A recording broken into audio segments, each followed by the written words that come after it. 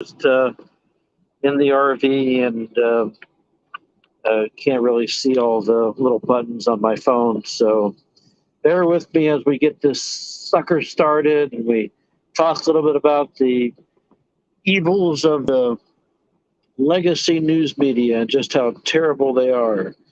Let's see if this works here. This is the Hoff Time Report with Idaho Freedom Foundation President Wayne Hoffman, one of Idaho's most respected, influential public policy voices. Welcome to the program. I'm actually in Huntington, Oregon right now, and you can see my hair is all messed up. I'm hot and sweaty. I'm wearing my workout clothes and got the air conditioning running, so hopefully that's not interfering too much in the noise. Just let me know in the chat if you are hearing me well. I guess if you're not hearing me, you can't really do anything about it, because I guess maybe eventually somebody will say, hey, we can't really hear you, Wayne, do something about that air conditioning. Let me just turn the radio on too.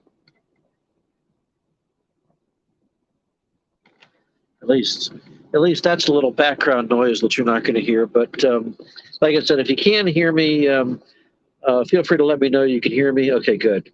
Thank you so much.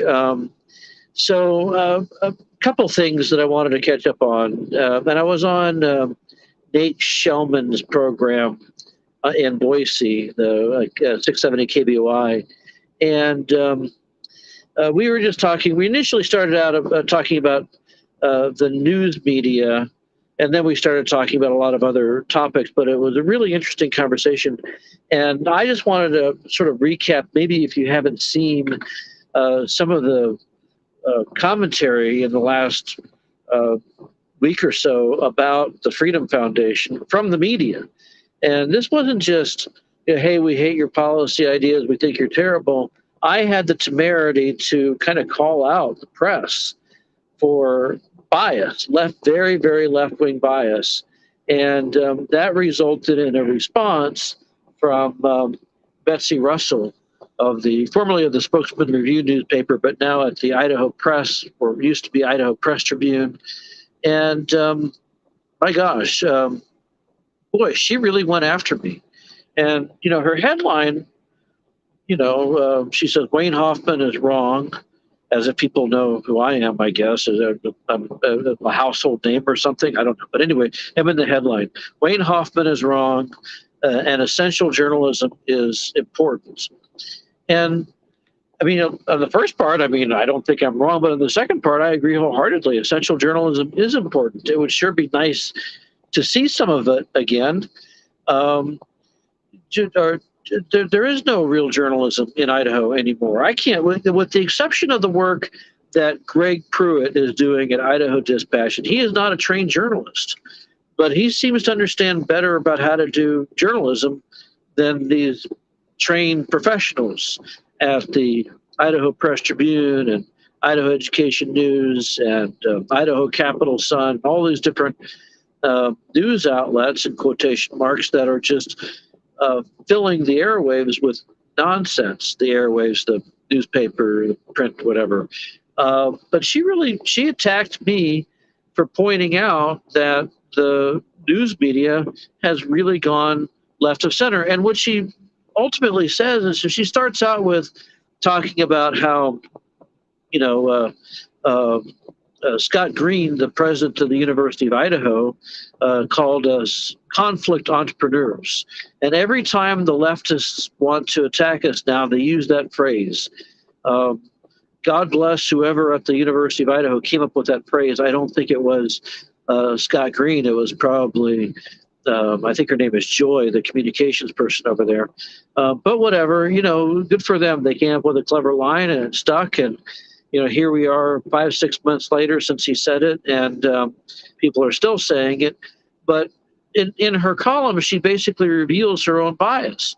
She says that we have the temerity to attack what she called long trusted institutions, including higher education, public schools, healthcare people, city councils, and I have nothing to say to them if they're doing a good job, but they're not doing a good job. And it's up to the media to actually report the truth honestly and fairly. What I've been experiencing, though, over the last, and don't forget, I spent almost 20 years in journalism. I was in radio, I was in print, I was in television, and journalism didn't look like this in the late 80s and through at least the mid to late 90s. There's been a sea change, particularly in the last, probably since Obama. When Obama got elected president, the reporters started to put their ideas in check and kind of let the president get away with whatever, even as he was, grossly wrong on different policies. They just let him have a pass. And then when Trump got elected, boy, that was the end of the free ride for the presidency. Suddenly it was all about how terrible Trump is. And if you watch any of the news, the legacy news outlets, or especially if you want to really see how bad journalism is, just go check out National Public Radio, which, by the way, you guys pay for. I'm not talking about, some congressional appropriation, although that's there too. But if you're an Idaho taxpayer, you are paying for National Public Radio through state general fund dollars at Boise State University's Boise State Public Radio and KISU at Idaho State University. You pay for that. But it's wall-to-wall coverage from the moment you turn the dial on to the moment you turn it off. It's all gender and racism, and it's abortion, and also, of course, how terrible Trump is. And that's biased journalism. It's also agenda-setting journalism. They taught us in journalism school that one should avoid setting agendas using the mouthpiece of the news outlets. And yet here we are. That's exactly what they're doing. You're getting to see in full display as the media set the agenda for what should be talked about and what shouldn't be talked about. And you will note, for example, as I pointed out in my rebuttal to Betsy, there are some really critical things that we pointed out about what's going on at Boise State and the University of Idaho relative to social justice indoctrination. And yet, what do you have? Not a single news outlet wrote anything about any of the research that we had done on the social justice indoctrination at Boise State and University of Idaho. By the way, it's also happening at Idaho State University as well, and maybe to a lesser degree, probably the least degree, at Lewis Clark State College. But they didn't report on anything. They didn't report on anything. But they reported on Scott Green and Marlene Trump's rebuttal to us. So to the people who aren't paying attention to our research, all they hear is the rebuttal. They don't hear what we had to say about the original issue. And that's a real problem. That is called agenda setting. And you see this play out in spades with COVID. I mean, the government shut down businesses, ordered people to wear masks, told people to stay home, and then told them to go get vaccines. And there was almost no coverage, at least from the legacy news media. Certainly in Idaho, you didn't see any coverage questioning the efficacy of doing any of those things. So you should read my rebuttal. It's on the at idahofreedom.org. But I got to tell you, the media are unhinged. And you can also see this on Twitter, by the way, as the leftists in the news media, go and defend Betsy Russell, who also took her column attacking me and sent it out to all the media outlets in the state, all the reporters, all the members of the Idaho Press Club. People since the dawn of time have been critical of the news media. I remember when I was a teenager in high school, and one of my first assignments, I was in, a journalism class in high school, and one of my first assignments was to, I was supposed to track down some kind of scandal, whatever kind of scandal you can imagine being in a rural Arkansas high school that pushed our buttons and got us to want to write a story about it. But I remember that the shop teacher, I think his name was Pat, was a central figure in the scandal, whatever it was. I truly don't remember what the issue was, but I remember going to his office and telling him that I was there with the school newspaper and I was writing a story about whatever that issue was. I truly wish I could remember, but and he slammed the door in my face, and I thought, wow, that's interesting. I've never had that happen to me before. But I knew I had a job to do. And even though he didn't want to talk to me, I felt it was important to, as best I could, represent his viewpoint in my article. And I've always felt that way about journalism. Over the years, there have been plenty of people who do not want to talk to me because they don't like journalists or they don't like being in the public spotlight or whatever it may be. And that's their right. And but I always tried to be as fair to make sure people understood what the issue was. Today, journalists don't do that. Today, they take a side, and that's why public support of journalism is at an all-time low. It's not just me saying this. This is something that is happening all over the country where folks really don't trust the media. And rather than explore why the media is not trusted, they just go and throw stones at us. And it's really just too bad. I'll just give you an example from today. There was a story floating out there. I think it was written by the leftists over at the Idaho Capital Sun. And it was talking about the race for attorney general. And as you read down in the article, you'll see a line in there that says something to the effect that Lawrence Wasden, the current attorney general, strategically used his office to call balls and strikes. That's significant because that's a line from Wasden. That's Wasden's rhetoric. When you go and you ask Wasden about how he approaches his job as the state attorney general, he says, my job is just to call balls and strikes.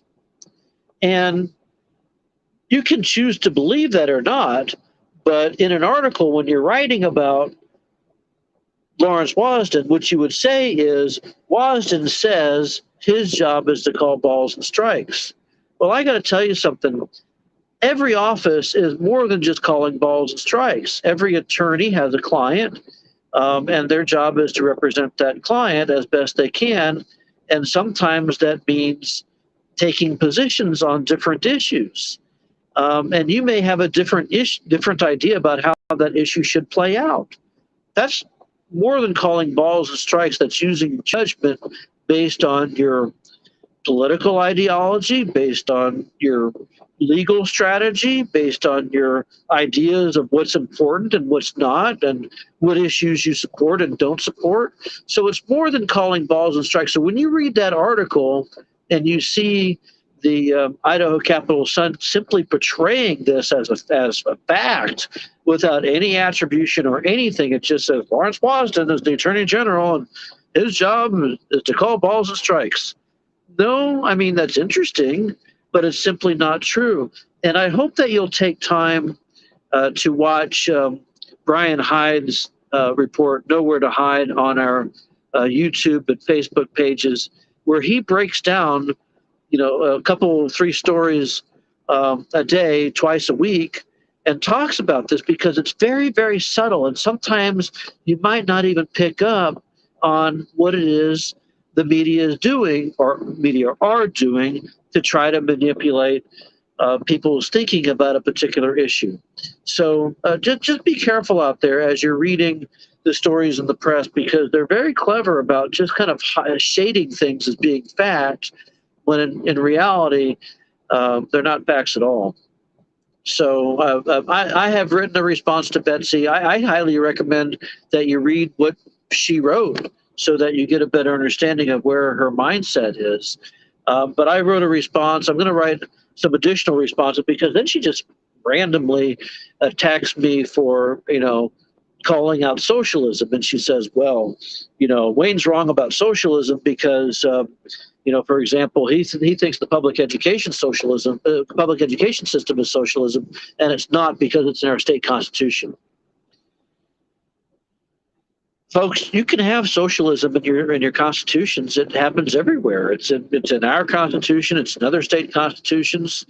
Some might argue that the state liquor system is socialist because it is. The state's condemnation of gambling, while allowing for the state to have a mechanism to allow gambling, is a form of socialism as well. I know what I'm talking about. And so she's gone from attacking our position on what the media is doing to attacking us for what we do. And so, again, her article reveals their bias. But here's what I want I don't want to just bitch about it. I want to do something about it, and I want to enlist your support. We've got to do something about the fact that the media in Idaho are subsidized by you, the taxpayer. You pay money. Let me know in the chat if you're unaware of this or you are aware of this. But the fact is, you pay money to the media via the rent seeking that the media have pushed in the legislature to get a steady, stable stream of revenue coming their way every day, every week, every month, and every year. That's through the legal notices that are published in the paper. And no one's reading the legal notices anymore. But by God, we're spending millions of dollars a year to publish legal notices, not so people can read them, not so people can stay informed, but so the media can continue to receive a check from your city government, your county government, your ambulance district, recreation district. So every time they pass a budget, they've got to go print a copy of their budget or a summation of their budget in the legal notices, and it costs us a buttload of money. And there have been efforts in the past to repeal those things because it's a waste of time, it's a waste of money, and all it's doing is enriching the newspapers with a new revenue stream. It should go away. And as I mentioned earlier, there's no reason why we should be funding National Public Radio through the general fund appropriations going to Boise State and Idaho State, but we do it anyway. It's time to cut these suckers off because they don't deserve our money. They don't deserve our time and energy. And, frankly, I have nothing really positive to say about the press. And I'm not trying to shut down the media. I'm having a conversation with one of my board members about some threats he's gotten from his local newspaper about, is Idaho Freedom Foundation trying to shut down their business? I'm not trying to shut down their business at all. I wish them the best of luck if they get their act together, but they're going to sink or swim in the free market. And the free market does not like what they're doing right now, as evidenced by their approval rating being like Stephen says it's 11%. I don't remember if that's the number, but I'll take you at your word. But it's roughly parallel with the approval rating that Congress has. That's not me that did that. I didn't cause that to happen. It wasn't my one or two op-eds criticizing the media that caused them to have an 11% approval rating. They did this. They did this by virtue of not accurately, truthfully, and thoroughly writing about COVID. By not truthfully, accurately, and thoroughly writing about what's going on in our public schools in Idaho and elsewhere. They're hiding it. And usually they're content to just hear some government official say to them, oh, it's not happening. And they're okay, well, it's not happening. And I remember that kind of thinking when I was a reporter, when my friend Ralph Speed called me in the mid-'90s and said, you're not being objective. And I said, oh, I'm an objective reporter. And what he made me realize was that I was giving more credence to what the people in government were saying. Some guy calls me up and says, the government's screwing with me, and I call the city or the county or the state and say, what's with this allegation? And then the government official says, oh, well, Mr. So-and-so doesn't understand what's really happening. And I either write a story dismissive of Mr. Smith's complaints. I'm just using a generic name, or I don't write a story at all because it's been explained away sufficiently, and that's what reporters are doing. It's what they've been doing with the question about election integrity.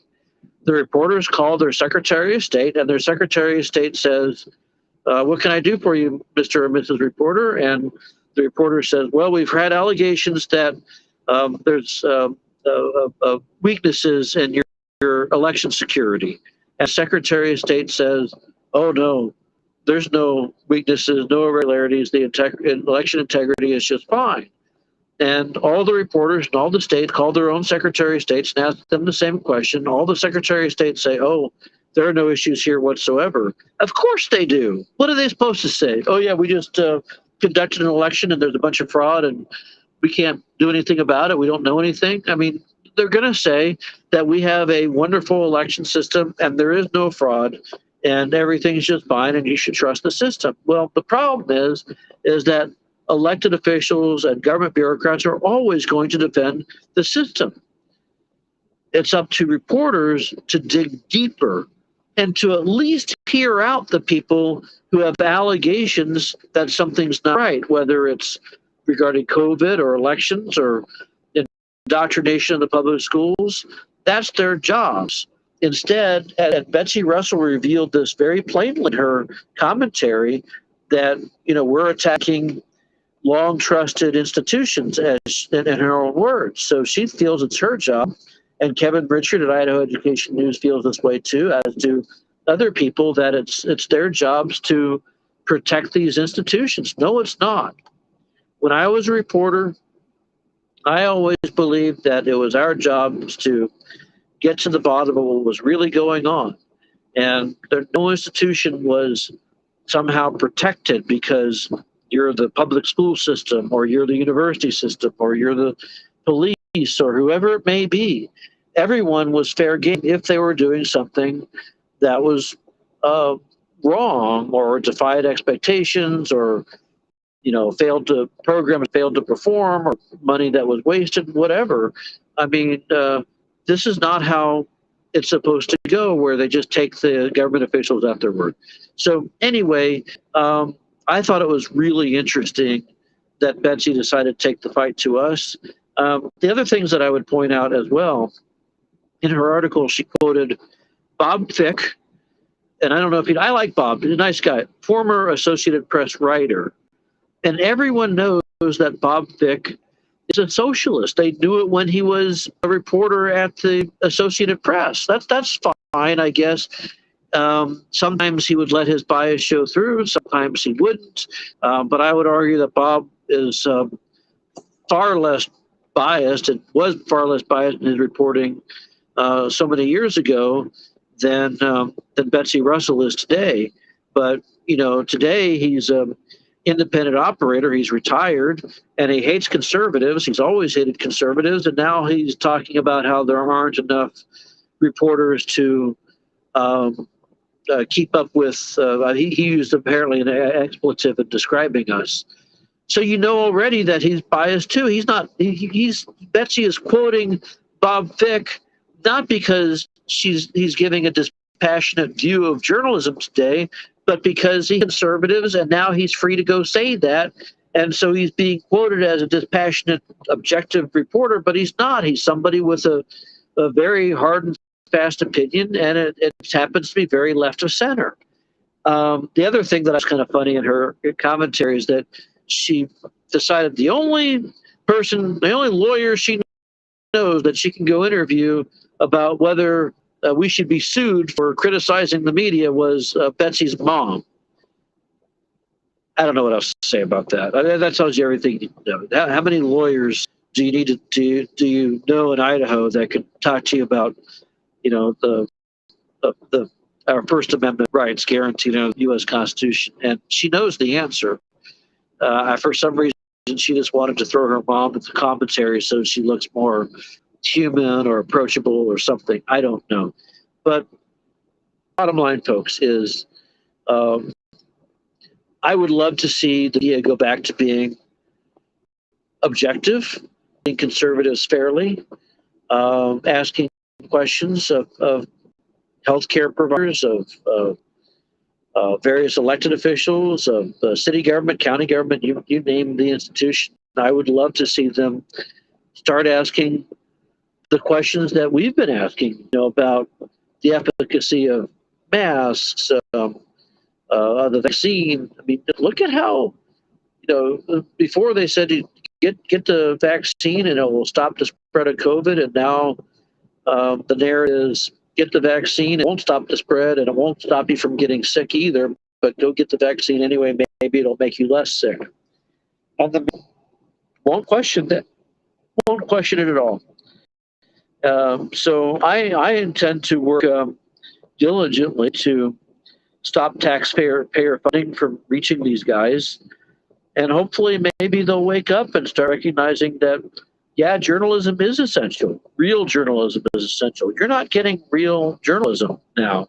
You're getting propaganda in bite-sized form from the likes of the Idaho Press Tribune, the now called the Idaho Press, the Idaho State Journal, the Post Register, the Idaho Statesman, Idaho Capital Sun, certainly the folks, KTVB, KIVI, all these other folks. They're all leftists. They're just propagandists for the left. And it doesn't have to be that way. There are some great news outlets out there, some folks that are doing some masterful work in presenting information that you're not getting from the legacy media. I won't name them all, but the top one, I think, again, is Greg Pruitt and the Idaho Dispatch. And by the way, Greg is doing a podcast, I believe, at 9 p.m. Mountain Time to also talk about this topic, because he was also attacked in Betsy's article. But I spent 20 years of journalism, and I will tell you that Greg, even though we know he is a conservative who is especially prominent in the Second Amendment world, he's been doing better journalism than actual journalists. And we've talked extensively about that. He feels it's his responsibility to tell both sides and get the information out to people. And he's done a fantastic job, even though he's not a trained journalist. You're not getting that from the legacy press. So, certainly give Greg your support, and certainly your viewership and your his readership, because he's doing a lot of work and not getting a lot of thanks for that. I mean, he's really just kind of doing it as a work of love, and I'm grateful for him for doing that. So IdahoDispatch.com, a really good news outlet. Certainly there are others as well. Like I said, folks who are collating commentary. I will just say, the Gem State Patriot has been putting out, I think they're still putting out, commentary from folks. They can't get their stuff in the newspaper anymore. Like I can't get my stuff in the newspaper. So Readout News does a good job. Some original journalism. The Idaho Tribune, which I think is based in North Idaho, is doing some really good work. So I mean, there are folks out there that are really, really trying to tell not just stories objectively, but they're also trying to cover issues that are of concern to us as Idahoans that you're not picking up in the paper because they're concerned about other things. I mean, they're obsessed with COVID, of course. They're obsessed with government agencies spending money to cure all the problems in society. And, it's interesting to me now, looking back at my journalism career, how many times I even fell in that trap. We covered things that you kind of get on the hamster wheel and you start writing about these issues that are of interest and concern to the media, but not really of concern and interest to the society at large. And there are some really, really wonderful, extremely important stories out there today that are simply getting ignored. And I can give you example after example. I don't know if I'll do that. Well, maybe I will. The state's over collection of taxes. Now we've collected or $1.4 billion in excess revenue. Have you seen a single story in any newspaper or TV broadcast or radio broadcast talking about the year over year excess collection of money that belongs to you? No, because that doesn't interest the media. They don't want to talk about the fact that the government is historically collecting too much tax revenue and what that means. Have you seen any stories talking about all the businesses that were shut down in Idaho and have not reopened and the jobs that were lost as a result? Have you seen any articles in the legacy newspaper talking about the supply chain issues? Some of those right here in Idaho, where trains are being loaded and sent about their way and going to states that they shouldn't go to, affecting the availability of products right here in Idaho. These are things that are happening that no one is talking about. And most importantly, have you seen any stories at all, besides at IdahoFreedom.org, talking about the leftism in our public school system? Kids that are being told they're excused from class so they can protest climate change and the Second Amendment. Have you seen any stories about that? That's happening, and it has happened. I guess it's not happening now because it's summer, but has been happening. Have you seen any stories in the legacy news media talking about the gay and lesbian clubs in Idaho public schools, not just in Boise or Ketchum and Blaine County? No, it's happening all throughout the state. More of that coming from us, but it's happening, and we're talking about it, but you're not seeing any stories in the media about that. Have you seen any stories in the media talking about how many school districts in Idaho have transgender policies, including bathroom policies or policies with regard to student pronouns? No, you've not seen any of that. And those are things that are of importance, that are of concern to ordinary, everyday Idahoans. Why aren't you seeing things about that? It's because the leftist media doesn't consider that to be important. And they don't consider it to be unusual. They consider it to be normal. And so this is what they refuse to write about. That's the agenda setting that I'm talking about. They write what's important with the sources that they know and like. And by the way, the Idaho Tribune did a really good job exposing some of that at the state Republican convention in Twin Falls. Was that last week or 2 weeks ago? I don't remember. But anyway, are you seeing any of that in the media? I feel badly for folks who got into journalism hoping to report the truth, report the news, and some of them don't like being stuck where they are. They don't like what they're seeing either. They are loath to call each other out. I've talked to a lot of reporters about this, and I've said to folks, you really should say something. You really should, at least make this known. And they're afraid to rock the boat. Some of these folks, they don't make a lot of money, and they're living paycheck to paycheck, and they've got families to feed. And at the end of the day, they're still passionate about the idea of journalism, the concept of getting information out to people. And but as Dr. Roosevelt just said, they're Democrats with bylines. It's really true. They're barely hiding it anymore. And my suggestion is stop giving them your money. Stop buying a subscription. Whatever you do, if you read something in the paper, maybe you're watching something. And by the way, when I say paper, I also mean the TV news, to a lesser extent, some of the radio folks. So I was on Nate Shellman's program earlier, and he's very fair, a really good arbiter. He don't always agree on things, but at least he's fair with us. But don't pick up a news article and then call your friends and say, "Can you believe what I just read in the paper?"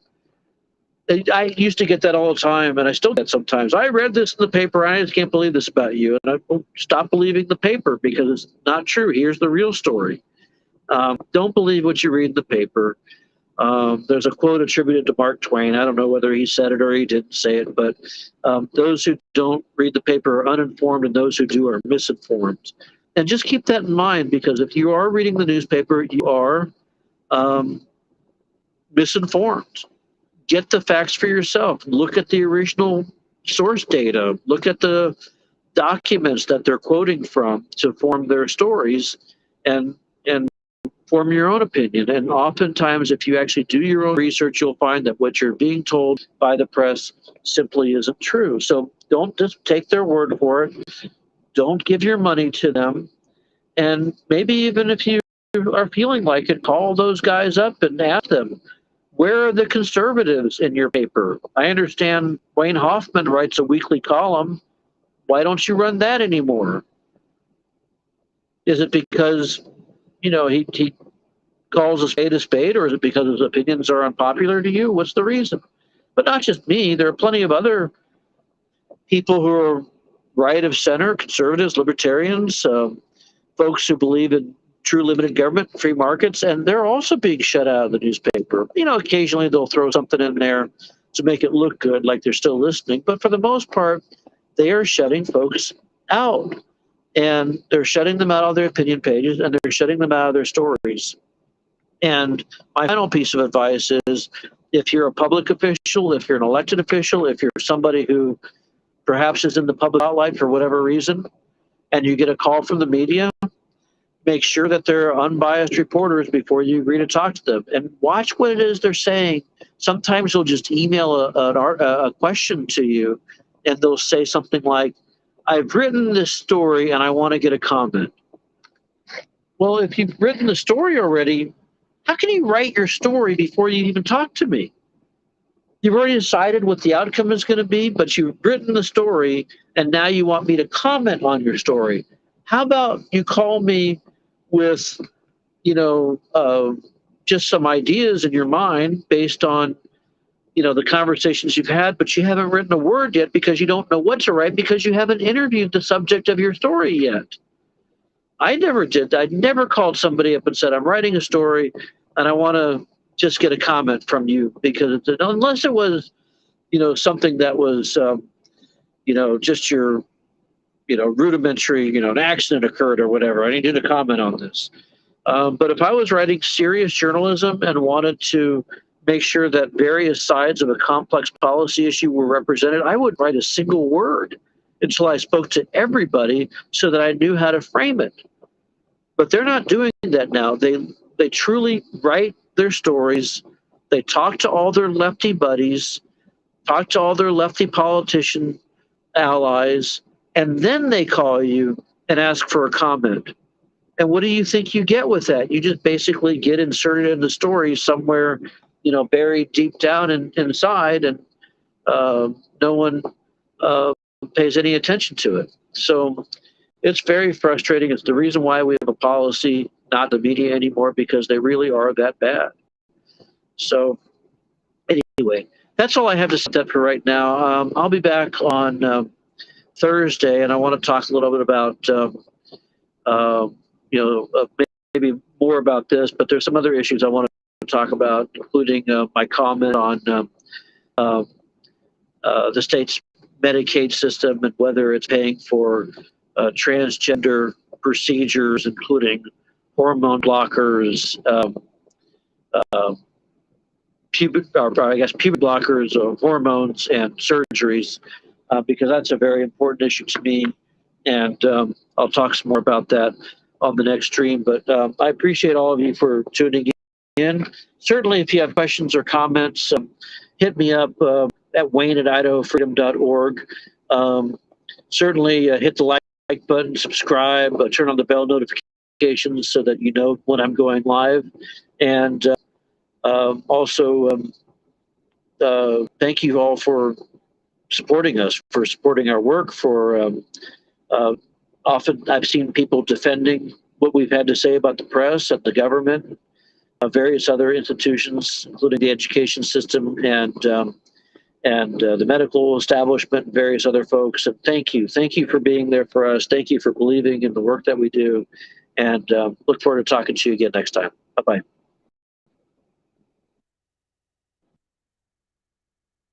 You've been listening to the Hoff Time Report with Wayne Hoffman. Be sure to visit Idaho Freedom